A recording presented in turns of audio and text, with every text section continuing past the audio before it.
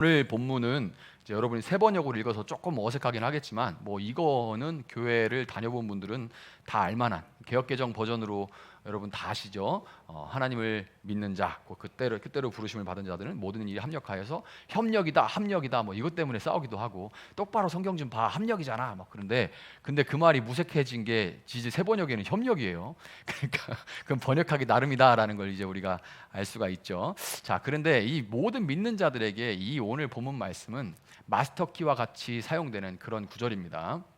아마도 여러분 신앙생활을 하시다 보면 한 번쯤은 누군가에게 다 들어보셨을 것이고, 또 어떤 분들에게는 여러분이 이 구절을 예로 들어서 정확하게 모르겠는데 합력인지 협력인지 모르겠지만 분명하게 이런 말씀이 있어, 그러니까 너도 이 일들이 결국에는 다 합쳐서 좋게 될 거야, 이런 식으로 쓰이죠. 그래서 우리는 다 할 수 없지만 우리에게 일어나는 일들이 다 이렇게 저렇게 조합해서 이렇게 저렇게 맞춰줘서 다 결국에는 잘 될 거야, 이렇게 전화위복이 될 거야 하는 식의 말씀으로 이 오늘 본문 말씀이 많이 사용이 됩니다. 자, 실제 또 이 말을 하면서 우리가 다 간증을 조금씩 해요.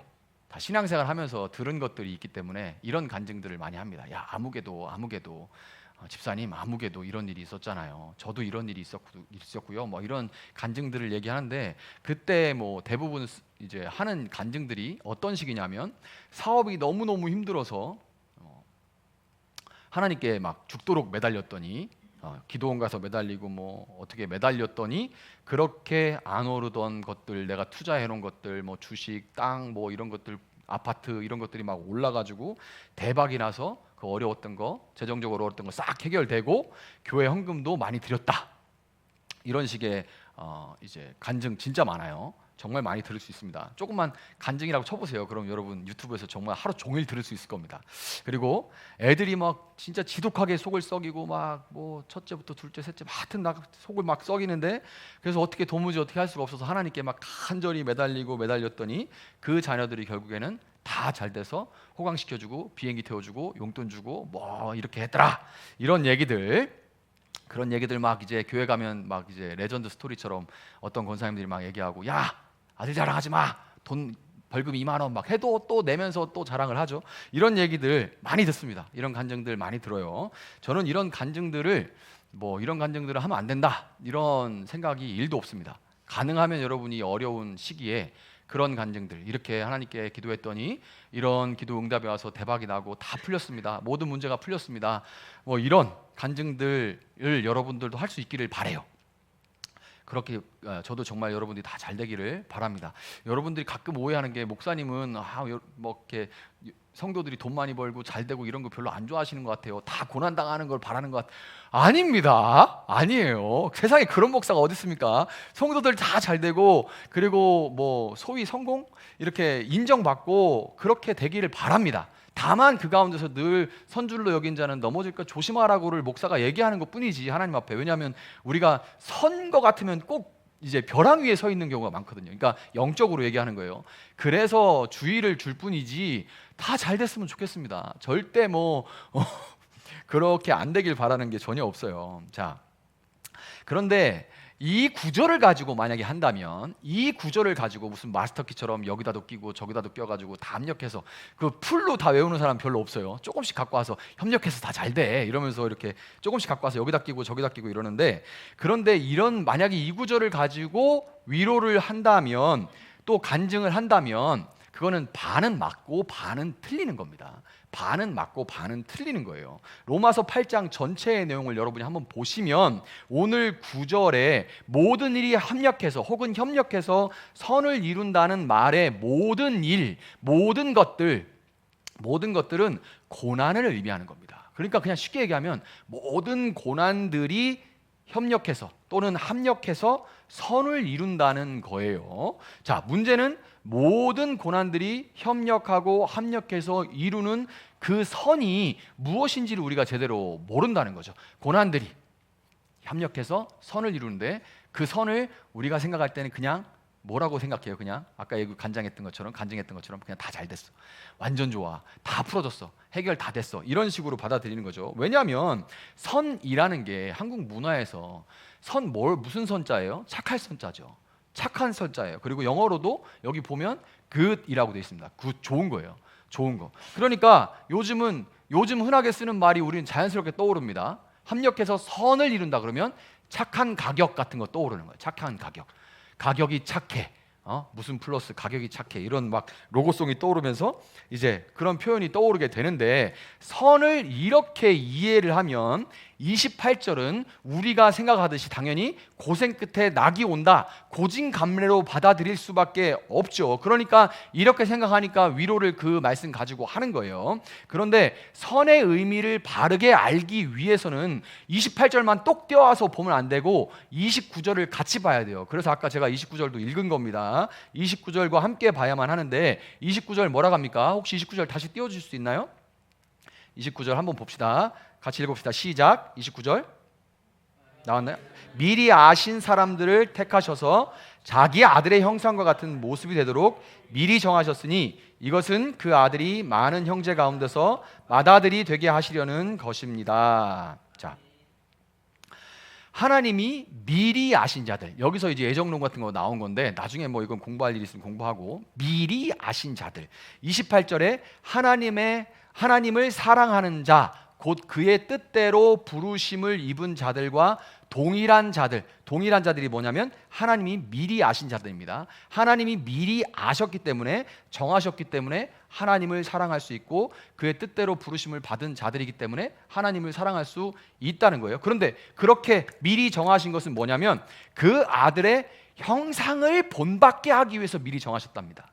그러니까 이렇게 미리 정하신 이유, 그 목적은 뭐냐면 그 아들의 형상을 본받게 하셨다, 그렇게 얘기를 하고 있어요. 예수님이 요한복음 14장 9절에서 뭐라고 말씀하시냐면 나를 본 사람은 아버지를 보았다, 이렇게 얘기합니다.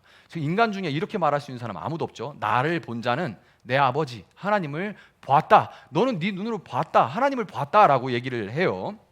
이렇듯이 예수님은 하나님의 어떠하심, 하나님의 어떠하심. 이용수라는 사람을 얘기하면, 이용수라는 사람은 이름을 딱 얘기하면 그가 어떠한지가 느낌이 오죠. 그 이름을 들으면 어떠한지, 성격이 어떻고 인품이 어떻고 뭐 실력이 어떻고 이런 것들이 복합적으로 다가오죠. 그걸 우리가 어떠하심이라고 얘기를 합니다. 하나님의 어떠하심과 그 성품을 그대로 드러내시는 분이 바로 예수님이에요. 그러니까 예수님의, 그 아들이신 예수님의 형상을 본받는다는 것은 곧 하나님의 형상을 회복한다는 겁니다. 그러니까 그 아들의 형상을 본받도록 한다는 것은 하나님의 형상을 회복하기 위한 것이다 라는 거예요. 고난들이 협력해서 우리로 하나님의 형상을 회복하게 한다라고 할 때 우리는 고난의 이유와 목적을 다시 한번 생각해 봐야만 하는 겁니다. 자,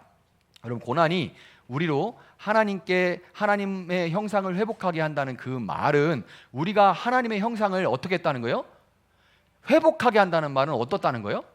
원래 잃은 상태라는 거죠. 우리가 지금 하나님의 형상을 잃어버리고 있다, 잃어버린 상태다라는 걸 전제하고 있는 겁니다. 하나님의 형상이라는 것은 창세기 1장 26절에 그 말이 나와요. 같이 한번 읽어봅시다. 시작.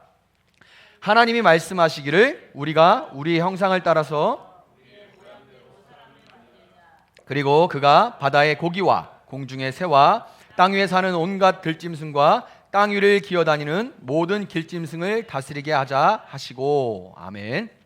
자, 형상, 이 모양이라는 단어 때문에 우리는 종종 하나님의 형상을 뭐라고 생각하냐면, 이제 자녀가 시원이 보고 시원이 아빠 닮았네, 엄마 닮았네, 뭐 엄마 몇 프로 아빠 몇 프로 뭐 이런 얘기들만 하잖아요. 이런 얘기를 하나님의 형상이라고 하면 하나님 닮았네 이렇게 이해를 하는데, 하나님 닮았다고 할 때는 자연스럽게 어떤 모습이 떠오르게 됐기 때문에 아빠 닮았네 라고 말하고 아빠가 미안해 이렇게 생각을 하는데, 모습이 닮았다고 생각하기가 쉬운데 하나님께서 당신의 형상과 모양대로 사람을 만들어서 하시고자 하는 것이, 우리의 형상대로 우리의 모양대로 사람을 만들어 뭐 하자고요? 다스리게 하자 이렇게 얘기를 해요. 그것을 볼 때 하나님의 형상과 모양대로 사람을 만들었다는 말은 하나님을 대신해서 물론 하나님이 다 하실 수 있죠. 그러나 하나님은 아들, 자기 형상대로 사람을 만들어서 자기 뜻대로, 자기의 방식대로, 자기의 성품대로, 하나님 방식대로 이 땅을 돌보고 경영하는 일을 사람에게 맡겼다는 겁니다. 여기서 우리가 대번에 알 수 있죠. 하나님은 어떤 일의 성과를 원하시는 것이 아니라 그 일을 함께하는 걸 원하신다는 것을 대번에 알 수 있죠. 그게 아니라면 생산성과 효율성 개념으로 따지면 절대 인간과 같이 일할 이유가 없죠. 그 관계 속에서 행하면서 하나님을 닮아가기를, 하나님의 뜻대로 행하기를 바라는 거예요. 자, 그런데 우리는 12간지 혹시 들어보셨나요? 12간지? 12간지? 뭐가 있어요? 올해는 무슨 띠예요? 청룡띠죠. 올해는 청룡띠래요. 그래서 올해가 뭐 좋은 해니 뭐 이런 말이 있는데, 참 이 해 바뀌면 무슨 년 해가지고 이제 그 띠가 무슨 띠다. 그래서 뭐 캐릭터 인형도 나오고 올해는 이런 거는 좋고 이런 거는 멀리해야 된다. 막 이런 거 막 나오잖아요. 자, 자축인묘 진사오미 이렇게 되는데, 그거랑 이제 간지 갑을 병정하고 합쳐가지고 이제 육식갑자가 나오는 거잖아요. 근데 우리가 이 갑자를 따르고 있는, 띠를 따르고 있는 문화권에 살고 신문이나 이런 인터넷 봐도 한쪽 조그만 배너에는 항상 뭐가 떠요? 각 띠에 맞는 오늘 혹은 한 주의 운세 같은 것들이 뜨고 있는 그런 문화권인데, 그래서 우리는 자연스럽게 우스갯소리 이런 말을 합니다. 여러분 세대는 잘 안 하겠지만 어른 세대들은 예전에 이런 농담 많이 했어요. 쥐띠는 물건을 잘 숨겨가지고 쥐띠가 숨기면 찾을 수가 없다. 우리 처제가 아마 쥐띠기죠. 그래서 쥐띠가 숨기면 찾을 수가 없다. 그런 얘기들 농담처럼 하죠. 근데 그 말도 안 되는 얘기처럼 들리는 얘기를 우리 문화권에서는 그냥 우스갯소리로 받아들여요. 왜? 그 우리가 그 문화에 살고 있기 때문에 그런 겁니다. 또 아침에 태어난 소띠는 어떠세요? 부지런하대. 근데 똑같은 소띠인데 저녁에 태어나면 게으르답니다. 이렇게 그냥 규정해요. 그 사람을. 아닐 수도 있는데 그냥 그거를 그렇게 받아들입니다. 또 여자가 범띠이면 어떻다고 합니까? 팔자가 세다. 팔자가 범띠 혹시 있나요? 범띠. 이런 말들을 종종 우리는 쉽게 해요. 이게 쉽게 하는 말들이지만 사실은 기독교 우리 관점으로 이렇게 그 세상의 문화를 이렇게 보면 굉장히 뼈가 있는 말입니다. 왜냐하면 사람이 죄로 인해서 하나님의 형상, 하늘의 형상이 깨져 있고 오히려 다스려야 될 땅에 속한 짐승의 형상대로 살고 있다는 것을 그냥 이 문화가 보여주고 있는 거예요. 너는 쥐처럼 살고 있지, 너는 소처럼 살고 있네. 아우, 저 먹는 거 봐, 저 돼지처럼 살고 있네, 저거는 뭐처럼 살고 있네 라고, 아니면 용은 대박 나겠다, 이렇게 그냥 그 탐심을, 그리고 세상의 형상을 그대로 담아 있는 그런 문화를 우리가 지금 보여 있는 거예요. 이거를 이 땅에 속해 있는 삶을 로마서는 죄의 종된 삶, 육신을 쫓는 삶이다라고 말을 합니다. 자, 여러분 23년, 올해가 24년이죠. 23년 5월 5일에 공식적으로 해제가 됐으니까 이제 1년이 조금 넘었어요. 뭐죠? 1년이 조금 지난 코로나19 팬데믹입니다. 여러분 이게 무지, 그때는 이거 언제 끝나나, 일상을 회복하고 싶다 그랬는데 일상은 회복이 된 게 아니라 사실 뉴 노멀이라고 그래가지고 지금 코로나 이전과 정말 많이 달라졌죠. 정말 많이 달라졌어요. 정말 많이 달라지기도 했고, 그리고 지금 그때는 막 언제 끝나나 그랬는데 막상 또 사람이라는 게 그렇죠. 끝나니까 코로나가 언제 있었지? 이렇게 또 생각하고 있죠. 그런데 공식적으로는 1년 좀 넘었습니다. 23년 5월에 공식적으로 팬데믹이 해제됐어요. 자, 우리나라뿐만 아니라 전 세계가 이 코로나 시기에 엄청난 고통을 경험했고, 한국 교회가 겪은 건 더 말할 것도 없습니다. 교회가 거의 괴멸 수준까지 갔었어요.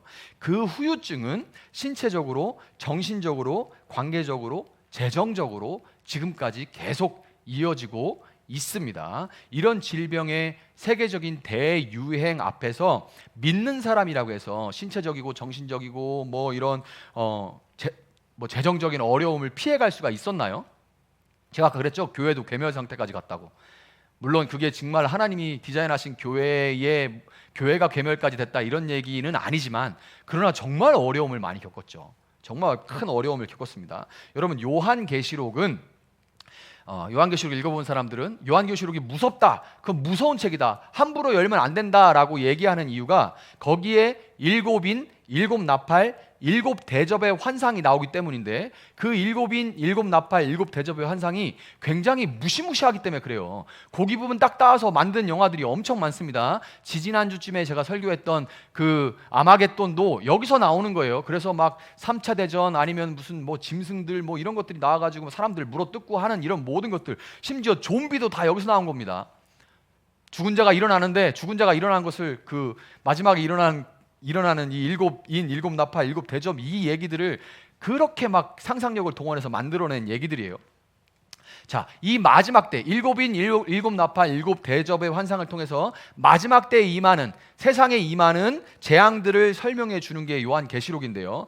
무시무시한 재앙들은 타락한 이 세상이 이미 하나님의 심판 아래 놓여 있다는 걸 보여줍니다. 자, 요한계시록 해석할 때 이 재앙들이 7년 대환란이라 해서 지금 끝나면, 지금 이 인을 받지 않으면 7년 대환란이라는 특별한 상황이 언 때가 있어서 그때 큰일 난다 라고 얘기하는 게 세대주의자들이고, 여러분이 몸담고 있는 장로교는 종말론을 그렇게 이해하지 않습니다. 그래서 우리가 교리를 이제 오후 시간에 배우는 거예요. 거기 종말론도 가르칠 건데, 자, 그렇지 않아요. 지금 임하고 있습니다. 지금 우리가 이 재앙들을 경험을 하고 있어요.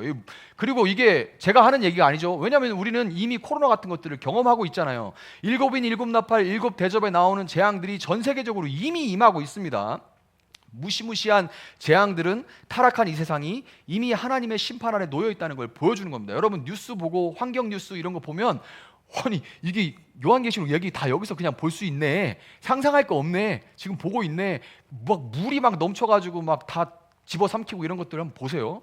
자, 이 말은, 제가 하는 말은 코로나19 바이러스를 하나님이 심판의 수단으로 직접 디자인했다, 요거를 만들어가지고 이거 내가 바이러스 이거 스파이크도 막 잔뜩 나와 있고 이거 이거 걸리면 낫기 어렵겠는데 이거 잘 만들었네, 내가 고생 좀 해라 하고 보내는 개념으로 이해하시면 하나님은 이제 질병을 만드는 존재가 되는 거죠. 그런 게 아니에요. 코로나19는 인간의 탐욕으로 인해서 자연이 파괴된 결과 동물들이 사는 야생과 인간들이 사는 마을의 경계가 무너지면서, 예전에 경계가 다 있었죠. 아프리카도 가보면 사람이 살면 동물이 물러납니다. 항상 그래요. 사람이 살아나면 동물들은 물러가요. 그 경계에서 사람을 해치는 유일한 게 코끼리입니다. 코끼리는 겹쳐서 가끔 사람을 밟아 죽이기도 해요. 근데 대부분의 코끼리보다 이제 등발이 안 되는 그 개들은 그냥 사람 오면 바로 냄새만 나도 다 도망갑니다.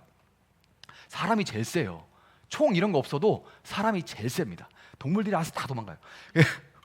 동물들에만 이게 겹치니까 동물들에게만 있던 이 바이러스가 인간에게까지 전염된, 이걸 인수 공통 질병이다라고 얘기를 해요. 코로나19가 그런 거죠. 그렇지만 여러분, 하나님이 그 바이러스를 디자인해서 고생 좀 해라라고 던진 것은 아니지만, 로마서 1장에 기록된 대로 하나님께서 인간의 그 탐욕, 자연과 함께 지속 가능한 개발로 나가지 않고 내가 망가뜨리면 후손들이 고생한다라고 알면서도 끝없이 더 하는 그 인간의 탐욕을 그냥 내버려 두심, 그냥 내버려 두죠. 이거를 이제 어려운 말로 유기한다고 합니다. 유기한다. 그냥 내버려 두심으로써 각종 대재앙들이 계속해서 발생하고 있는 바로 그 자체가 우리가 마지막 때를 살아가고 있다는 증거인 거예요. 내버려 두시는 게. 아니 왜 하나님은 지금 벼락을 쳐가지고 저 못된 것들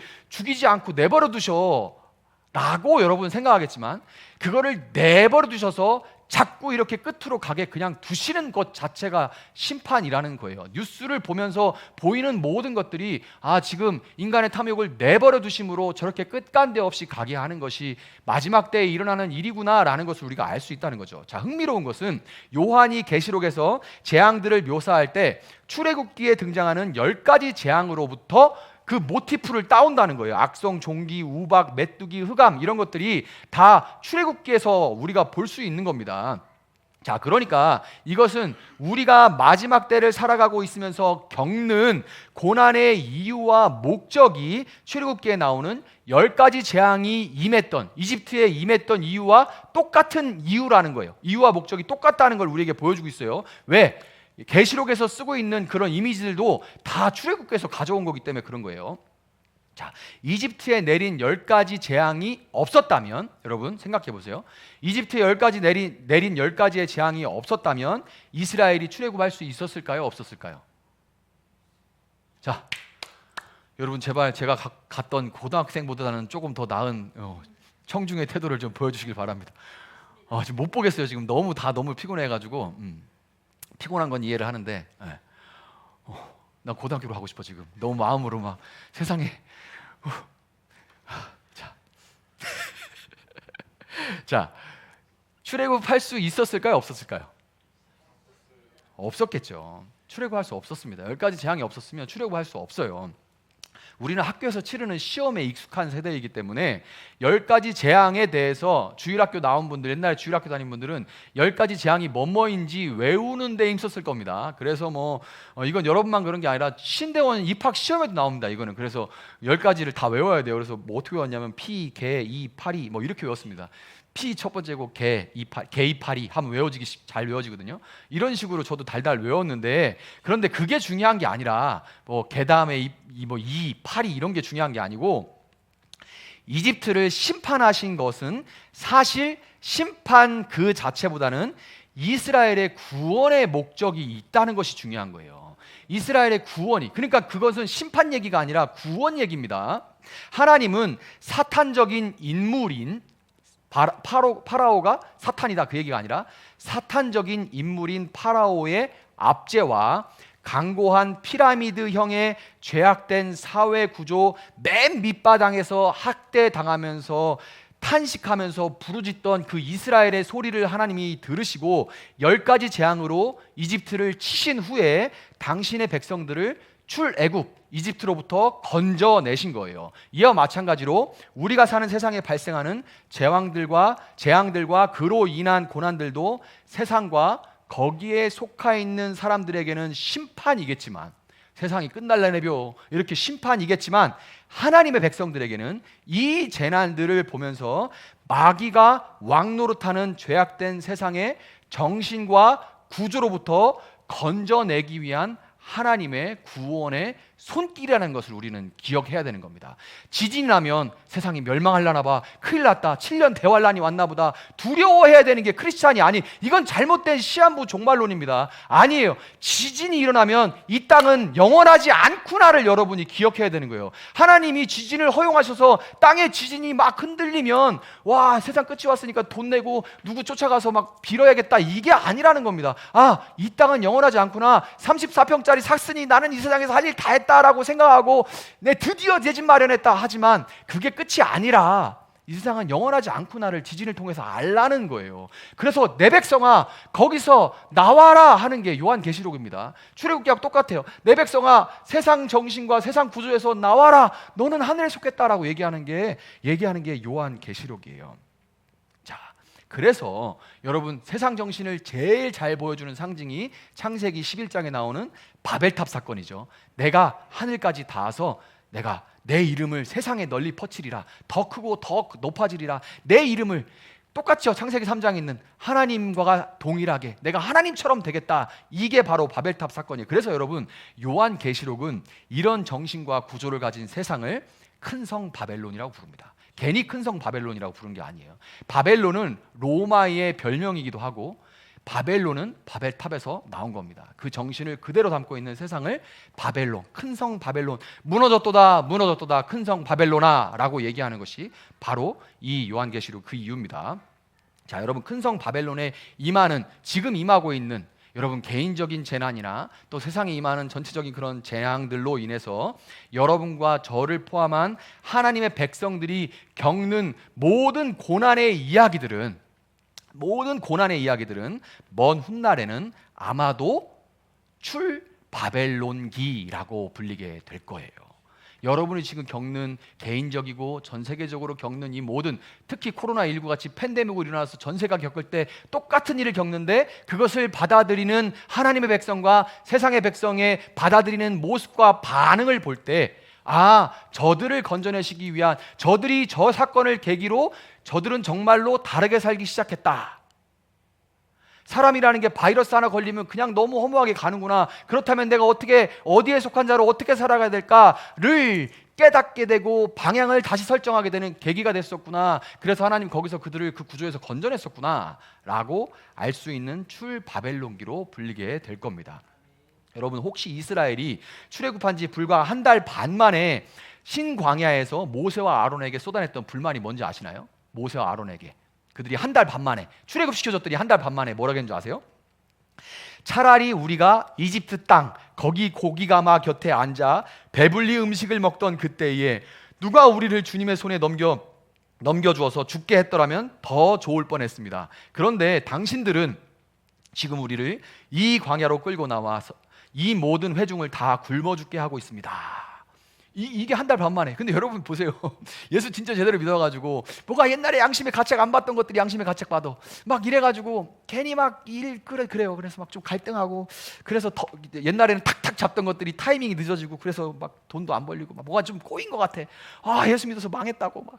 그럼 뭐 맨 처음에 어떻게 됩니까? 예수 믿어서 망했다. 그 다음에 더 나가서 나 전도한 사람 망했다. 더 나가서는 목사님 때문에 망했다. 이렇게 얘기하는 그런 일들을 저도 들어봤어요. 이게 진짜 어렵습니다. 이게 마음에 생겨서 제가 예전같이 살 수가 없어요. 이게 근데 그 사람만 한 게 아니라 그런 말하는 분들만 하는 게 아니라 이게 이스라엘 백성들이 똑같이 했던 얘기예요. 거기 있었을 때는 좋았는데 모르고 그냥 살 때 좋았는데 물에 빠진 사람 건져놨더니 보따리까지 내놔라 이런 얘기인 거죠. 이집트 살 때가 좋았다. 비록 노예였지만 그 사회 체제에서 떨어지는 고기 부스러기라도 먹는 것이 좋았다고 원망 불평하는 거예요. 왜 돈 안 줘요? 왜 이렇게 가난해요? 왜 이렇게 힘들어요? 막 이렇게 얘기하죠. 아이, 뭐 얘기할 것도 없습니다. 저도 그래요. 아니, 불러서 목사 시켜놨으면 다 잘 되고 다 나 좋다고 하고 다 고등학생들보다는 잘 경청하고 이래야지 이게 뭡니까? 막 이렇게 생각할 수 있죠. 저도 막 불평하는 거예요. 야, 내가 너를 건져서 그 중에 충성되게 여겨서 내가 너를 목사로 주의 종으로 삼아줬는데 너 지금 뭔 소리 하는 거냐? 이렇게 얘기하실 텐데 저는 그렇다는 거죠. 여러분, 우리가 이스라엘이 이집트인들과는 다르게 거룩하게 살고 구원받을 만한 자격이 있어서 구원받은 것이 아니라 오직 하나님께서 노예로 압제와 착취를 당하던 그들을 불쌍히 여기셨기 때문에 구원의 손길을 펴셨던 거라는 걸 꼭 기억해야 돼요. 절대로 우리가 세상보다 나아서 어떤 자격이 있어서 구원을 받은 것이 아니라는 것을 여러분 명심하시기를 바랍니다. 그래서 교회라는 데는 여러분 여기서 막 내가 있는 거 막 주고 막 이러죠. 우리 집사람도 여기서 막 또 어제부터 해가지고 준비해서 여러분 먹이고 먹는 거 보면 막 좋아하고 그러죠. 이게 세상에서 있는 일입니까?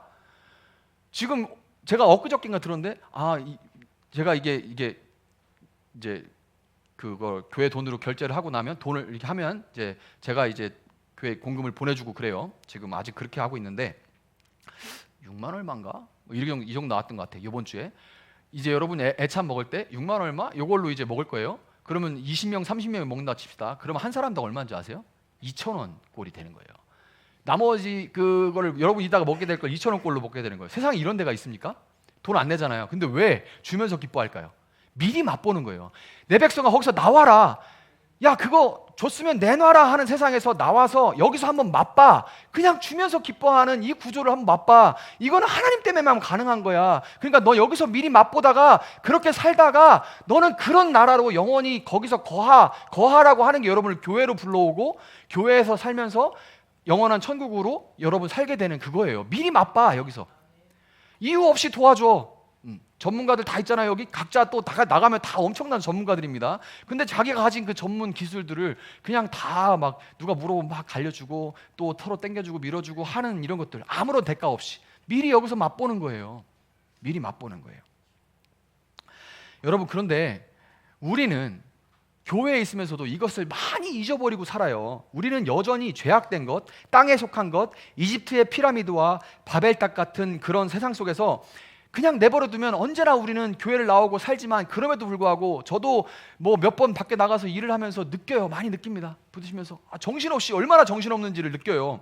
그래서 거기서 우리는 막 그 큰 물결이 막 이렇게 비와서 흘러내려온 것처럼 거기서 정신없이 살다 보면 지금 있는 수준에서 누리는 것들을 내가 계속 유지할 수 있을까에 불안해하고, 어떻게 하면 편법을 써서라도 지금보다 조금 더 높은 단계로 올라갈 수 있을까, 피라미드에 지금 여기서 한 칸 더 올라갈 수 있을까, 어떻게 하면 얘를 당겨 내려서라도 내가 올라갈 수 있을까를 고민하면서 사는 그런 이집트 정신, 바벨탑 정신의 노예처럼 사로잡혀 있는 존재들입니다. 그냥 누구라 할 것도 없이 우리 모두가 그냥 세상이라는 거대한 바벨탑 속에 살고 있기 때문에 내가 수시로 내가 땅에 발을 대고 있지만 하늘에 속한 자라는 거를 계속해서 땅을 흔들어서 가르쳐주지 않으면 잊어버려요. 왜냐하면 바벨론은 너무 강하고 너무 화려하거든요. 너무 화려해요. 왜 사람들이 미국 한번 갔다 오면은, 지금이 무슨 시대인데도 미국 한번 갔다 오면, 내가 미국에 갔다 오니까 말이야 미국에 뭐가 있고, 왜 그러는 거예요? 그 나라가 너무 크고 화려하고 아름답고 풍성하니까 그러죠. 그게 너무 강렬하니까 그 나라 얘기만 하고 사는 거예요. 그만큼 세상이 너무 좋아서 우리도 모르게 거기에 잠겨 살게 돼 있기 때문에, 그럼 어떻게 해요? 땅을 흔들어야죠. 땅을 흔들 수밖에 없는 겁니다. 재앙이 닥치고 고난이 찾아올 때 우리는 비로소 우리가 다시금 세상의 고기 조각에 사로잡혀서 하나님의 형상이라는 정체성을 잃어버리고 불평을 늘어놓고 있지 않은지 준엄하게 물으시는 하나님 앞에 서게 되는 그런 유익을 누릴 수가 있게 되는 겁니다. 하나님 백성인 여러분과 저에게 고난은 순종의 종으로 영을 따라 사는 삶을 사는 하나님의 그 형상을 회복하기 위한 돌이킴의 시작이라는 것. 재앙이 그냥 재앙으로 끝이 아니라 돌이킴의 시작이라는 것을 여러분 믿으시기를 바랍니다. 자, 로마서 8장 22절 26절 아까 봤는데, 우리가 읽은데 바로 앞에 보면 탄식이라는 단어가 3번 등장을 해요. 탄식 3번 등장합니다. 첫 번째 탄식은 피조물의 탄식이고, 23절에는 하나님의 자녀들의 탄식이 나옵니다. 하나님의 자녀들의 탄식하고, 마지막으로는 26절에서 성령님도 탄식하나니, 하나님의 영이신 성령님도 탄식하나니, 이렇게 3번 탄식이 나와요. 탄식은 원어로 스테나조라고 하는데, 고통에 의한 신음을 의미합니다. 탄식은 고통스러운 신음을 의미해요. 하나님의 심판 아래 놓인 세상이 허무한데 굴복하고 썩어짐의 종노릇하는 것, 불과 5년, 10년, 20년, 30년 후에도 이게 나한테 중요할까?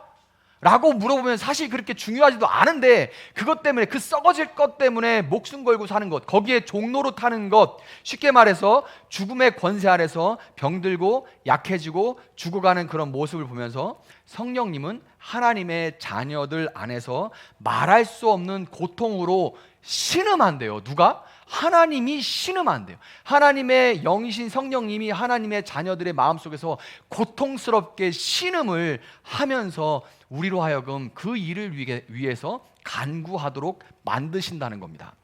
그래서 나 지금 너무 기도하고 싶은데 답답해 죽겠어. 기도를 해야 될 것 같은데 기도는 안 나오고 너무 답답해 하면 우리가 어때요 그때? 그런 날 있죠.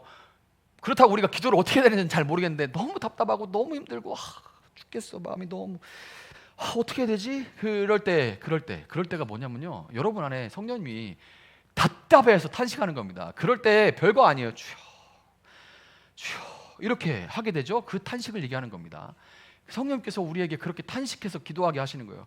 너 지금 상태가 지금 기도해야 돼. 근데 왜 너 그러고 있니? 네 주변에 위에서 너 지금 탄식하면서 기도해야 돼. 너 왜 지금 그러고 있니? 하고 나는 몰라. 나는 너무 그냥 널널거리면서 하는 거예요. 내 안에 성령님이 내 영혼을 붙들고서 고통스러워 하시는 겁니다. 그래서 기도하자고, 간구하자고 부르시는 거예요. 성령님과 함께 세상을 위해 온전히 기도하기 위해서는 사도 바울이 23절, 오늘 본문 23절에서 자녀로 삼아 주실 것을, 곧 우리 몸을 속량하여 주실 것을 고대하면서 라고 말한 것에서 볼 수 있듯이, 세상에 거하는 동안 죄의 결과인 죽음의 권세 아래서 함께 고난을 당하면서 세상과 거기에 속한 사람들의 탄식 소리와 그 고통의 신음소리에 공감할 때 우리가 사도 바울처럼 성령님과 함께 세상을 위해서 기도할 수가 있게 되는 거예요. 여러분, 코로나19 팬데믹을 겪으면서 그것을 극복하기 위해서 우리나라 국민들이 치렀던 여러분 어려움들을 기억하실 겁니다. 그때 희생과 협조 뭐 이런 것들이 막 뉴스에 나오고 그랬어요. 특별히 우리나라에서도 조금씩 나왔지만 외신에서는 굉장히 이슈가 됐었습니다. 그때 당시에 대한민국의 코로나19 당시 대한민국의 그런 뉴스들은 뭐 BBC나 알자지나 이런 데 보면 정말 자주 등장을 했었는데, 그게 등장을 하면서 많은 세상에 있는 어떤 평론가들, 시사하는 사람들, 아니면 역사가들, 이런 사람들이 왜 저럴까? 한국 사람들은 뭐가 달라서 다른 나라들은 막 진짜 마트가 텅텅 빌 정도로 사재기를 하고 막 마트 앞에서 서로 싸우고 하는 일들이 빈번하게 일어나는데 왜 한국 사람들은 질서가 정연하지? 왜 한국 사람들은 저렇게 어떻게 보면 그들의 눈으로는 평안해 보이지? 라고 생각을 하면서 여러 가지 분석을 내놨는데, 그 중에서 흥미로운 분석이 하나가 기억이 나요. 뭐라고 했냐면, 이거 이제 논설로 나온 겁니다. 한국은 반도 국가로서 수많은 외침을 겪으면서, 한국은 반도 국가로 수많은 외침을 겪으면서, 우리나라 같이 지정학적으로 위치한 것은 유럽에는 이탈리아가 있습니다. 근데 이탈리아는 여러분 로마죠? 그래가지고 이탈리아는 같은 반도인데 장화 모양으로 이렇게 생겼잖아요. 같은 반도인데 주로 뭘 했습니까? 침략을 했죠. 침략을 당한 게 아니라 침략을 하러 다녔습니다. 그래서 이거는 좀 다른 얘기고, 이 반도로 지정학적인 이슈, 이제 해안 국가하고 대륙 국가가 빡 마주치는 데 딱 위치했으면서 딱 지난번에 우리가 나의 도움이 어디서 오나 했던 것처럼 딱 무기토 같은 그런 형편에 우리나라가 처해 있죠. 이게 참 지도 펼치고 봐도 야, 이거 참 군침스럽게 생겼다. 그런 나라가 딱 우리나라예요. 그러니까 늘 이제 우리의 개념으로는 오랑캐, 외적의 침입이 계속 있을 수밖에 없었는데, 그때 고통당하는 건 늘 서민들 아닙니까? 이웃의 고통이 누구 죽고 누구 고통당하면 그거 모른 채 하면 그게 내 고통이 된다는 거를 뼈저리게 그냥 역사 속에서 체험한 겁니다. 왜냐하면 사실은 얘들이 이 일이 겪고 나면은 이 사람들하고 또 같이 살아야 되고, 누가 없으면 순망시한이라고 내가 고통스러워요. 그러니까 결국엔 나 살고 같이 살기 위해서는 이들을 살리는 게 내가 사는 방법입니다. 그러니까 이들의 고통과 아픔과 이들의 처한 형편을 우리는 그냥 놓을 수가 없었던 거예요. 그래서 우리는 수백 년 동안 그런 것들을 몸소 체험하면서 남들에 대해서 이웃의 고통이 곧 내 고통이라는 공감 능력이 발달했어요, 한국 사람들은. 그래서 안 좋게 얘기하면 오지랖이 엄청나게 넓습니다. 인터넷 보세요. 그러면 사람들이 누군가의 일들에 엄청나게 관심이 많아요. 공감 능력이 DNA에 박혀 있습니다. 이것이 국민성이 돼가지고 나라가 위기에 처할 때마다 이겨낸다는 평가입니다. 여러분 인터뷰 같은데 한국이 위기를 이겨낸 뭐 그런 것도 한번 검색해 보세요. 그러면 정말 그 영상들 보면 눈물 나옵니다. 어떻게 인간들이 저럴 수 있지? 어떻게 저렇게 막 금을 갖다 대? 자기 딸 혼수를 저리 갖다 대? 어떻게 자기 노후 자금을 저리 갖다 내? 그거는 역사에 없습니다. 한국 사람만 하는 거예요. 그러니까 이웃이 무너지고 나라가 무너지면 나도 같이 죽어. 그러니까 이렇게 해야 돼라고 그냥 서슴없이 이렇게 할 수 있는 건 한국 사람이라는 거죠. 진단 키트도 사면 그냥 사가면 되고, 한국 사람이 잘 만들었지만 진단 키트 사가면 되고, 드라이브 스루 같은 거 이런 방식들, 이런 것들은 따라하면 되지만, 반만년의 고난의 역사를 통해서 DNA에 새겨진 이 한국 사람만 가지고 있는 공감 능력은 타국에서는 절대로 따라할 수 없다는 그 분석이 나왔는데, 야, 이거 한국 사람보다 낫다라는 생각이 들었어요. 반대로는 이제 좀 떨어져 있으니까 보이는 겁니다. 우리는 안에서 잘 몰라요. 아우, 인간들 왜 이렇게 신경을 써? 나는 부자고 아무도 몰랐으면 좋겠어. 이게 요즘에 이제 아주 대세인데, 나는 엄청 부자고 아무도 나를 몰랐으면 좋겠어. 이게 대세인데, 근데 막상 그렇게 되면 한국 사람들은 엄청나게 외로워합니다. 한국 사람들은 이렇게 막 공감하고 누가 뭐 이런 거에 이래야 사는 사람들이에요. 이 민족성입니다. 여러분, 히브리서 4장 15절은 이렇게 말합니다. 한번 같이 읽어볼까요? 히브리서 4장 15절 같이 한번 읽어봅시다. 시작. 우리의 대제사장은 우리의 연약함을 공감이죠. 공감하지 못하시는 분이 아닙니다. 그는 모든 점에서 우리와 마찬가지로 시험을 받으셨지만 죄는 없으십니다. 여러분, 예수님이 우리의 구세주가 되시는 까닭은 다른 모든 신들과 다르게, 다른 모든 종교와 다르게 예수님이 우리의 구원자가 되시는 까닭은 그분이 단순히 지고지순하신 신적인 존재여서가 아니라 우리와 똑같은 사람이 되셔서 우리가 겪는 아픔과 고통을 함께 짊어지신 분이기 때문입니다. 그래서 그분은 우리를 위해서 기도하실 때 우리의 연약한 현실을 진정으로 공감하며 기도해 주시기 때문에 그분의 도움은 우리를 구원할 수 있는 힘이 있는 거예요. 많은 종교에서는 인간에게 열심히 수행해서 신이 되라 이렇게 얘기합니다. 열심히 수행해서 신이 되라. 지금 세상의 종교의 모토는 이겁니다. 열심히 수행해서 신이 되라, 혹은 신의 경지에 이르러라, 혹은 네 안에 감춰져 있는 신성을 찾아내라. 이것이 지금 종교들이 얘기하는 겁니다. 그러나 여러분, 기독교에서는 신이 인간이 되셨습니다. 열심히 노력해서 네가 신처럼 신이 되라가 아니라 그냥 신이 인간이 되셨습니다.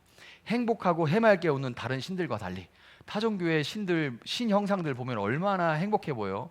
그래가지고 막 이제 술병에도 그려져 있고 막 그럽니다. 그래가지고 막 아주 푸짐하게 복스럽게 막 그렇게 생겼죠. 그래서 불상 같은 것도 한국에 오면 더 푸짐해져요. 이렇게 막 점점 푸짐해집니다. 인도의 불상은 막 가난한데 이렇게 나라를 따라 옮겨오면 부드럽고 풍성해집니다. 염원이 담겨서 그래요. 염원이, 그 안에 염원. 해맑게 웃는, 행복해 보이고 해맑게 보이고 푸근해 보이는 다른 신들과 달리 기독교의 신은 형틀에 달려서 일그러진 얼굴을 하고 죽어갔습니다. 피를 철철 흘리면서 고통스럽고 슬픈 눈을 하고 통증에 고통스러워서 뒤틀린 채로, 여러분 십자가를 너무 그냥 막 이상적인 그런 걸로 생각하지 마세요. 예수님 비명 질렀을까 안 질렀을까요? 엘리 엘리 라마 사막다니 이렇게 했을까요? 아니에요. 찢어지는 목소리가 나왔을 겁니다. 엘리 엘리 라마 사막다니 그랬습니다. 아프니까. 안 아파요? 아프죠. 그리고 예수님이 참을만해 그러고 돌아가셨을 것 같아요. 통증에 온몸이 뒤틀려졌을 겁니다. 이게 박아나가지고 움직일 수는 없는데 얼마나 아플까요? 막 이렇게 온몸에 통증이 뒤틀린 채 죽어간 그 신만이 우리의 아픔을 공감할 수 있어요. 그 신만이 우리의 아픔을 공감하면서 자기는 그렇게 아픈데 아버지 저 사람들을 용서해 주십시오. 저들은 자기네가 무슨 일을 하는지 알지 못합니다. 쟤들이 몰라서 그래요 라고 공감하는 거예요. 그 아픔을 아니까, 그 연약함 때문에 저런다는 거, 두려움 때문에 저런다는 거, 그래서 미래를 모르니까 조금 더 움켜쥐고 있으려고, 그것 때문에 그거 갖고 있으면 영원히 살 것처럼, 안 죽을 것처럼, 결국엔 그 안에 있는 근원적인 두려움과 연약함 때문에 그런다는 거 아시잖아요. 저들은 모릅니다. 그러니까 용서해 주세요 라고 할 수 있는 거는 그분이 그렇게 뒤틀린 채 고통을 경험해 보신 분이기 때문입니다. 그래서 그분은 그렇게 우리를 위해서 기도하실 수 있는 분이에요. 여러분, 이 예수님의 형상을 따라서 세상 속에서 고난을 겪을 때만 우리는 비로소 심판 아래 놓여 탄식하는 세상의 고통에 공감하면서 성령님과 함께 세상의 구원을 위해서 기도할 수 있다는 것을 믿으시기를 바랍니다. 저도 여러분 예전에 기도할 때는 선교 막 이러면서 기도했었어요. 나를 보내주시고 저 땅을 변화시키고 저 어두운 땅 아프리카 땅을 위해서 나를 보내주십시오. 그래서 뭐가 일이 일어나는 것만 생각했는데, 제가 어려움을 겪고 제가 내 맘대로 안 되는 것들을 겪으면서 사람들이 불쌍해요. 그렇게 불쌍합니다. 그래서 기도할 때 그렇게 눈물이 나고 그렇게 안타까워요. 그리고 전에는 막 열받고 화날 만한 일들도 연약해서 그런데 제가 아프구나 그러면서 기도하게 되는 거예요. 이게 그냥 되는 게 아닙니다. 이게 막 고난을 겪고 어려움을 겪어야 이게 나오는 거예요. 우리가 세상에서 고난을 당할 때만 세상의 고통에 공감하면서 성령님과 함께 기도할 수 있다는 것, 그래서 고난이 있다는 것, 여러분 기억하시길 바랍니다. 말씀을 정리할게요. 여러분, 지금까지 살펴본 것처럼 오직 고난을 통해서만 우리는 존귀한 하나님의 형상을 잃어버리고 짐승의 형상을 뒤집어 쓴 채 세상의 정신을 쫓아서 정신없이 달려왔던 우리의 모습을 회개하고 이웃의 아픔에 깊이 공감하면서 다시금 참 슬픔 많은 이 땅 가운데 하나님의 위로와 회복이 임하기를 기도하고 또 기도한 대로 살아가는 하나님의 형상을 회복해 갈 수 있는 겁니다. 그것이 고난의 이유와 목적이에요. 여러분, 성경이 말하는 이 고난의 이유와 목적을 바로 알 때 고통의 바다라고 불러지는 인생길에서 아까 우리가 찬송가 그래서 그렇게 했죠. 고요한 바다로, 고요하진 않아요. 근데 고요하다고 얘기하는 겁니다. 왜냐하면 거기에 풍랑 주시지만 주님이 우리와 함께 계시니. 근데 그 풍랑에 주가 없으신 분은 잠잠하라 말씀하신 주가 없는 사람들을 위해서 기도하게 되는 거죠. 우리는 피할 수 없는 이 고난을 다른 관점으로 다르게 보면서 우리는 해석할 수가 있는 겁니다. 그 누구 못지않게 인생의 모진 풍파 속에서 이력 편주를 띄웠던 다윗이 그 항해의 고단함을 승화시키면서 뽑아냈던, 우리가 아까 찬송가 했던 것처럼 아마 다윗이 부른 찬송처럼 느껴져요. 그 구성진 노래 가락이 바로 시편 119편 71편입니다. 마지막으로 같이 한번 읽어볼게요. 시편 119편 71절 시작. 고난 당한 것이 내게는 오히려 유익하게 되었습니다. 이 고난 때문에 나는 주님의 율례를 배웠습니다.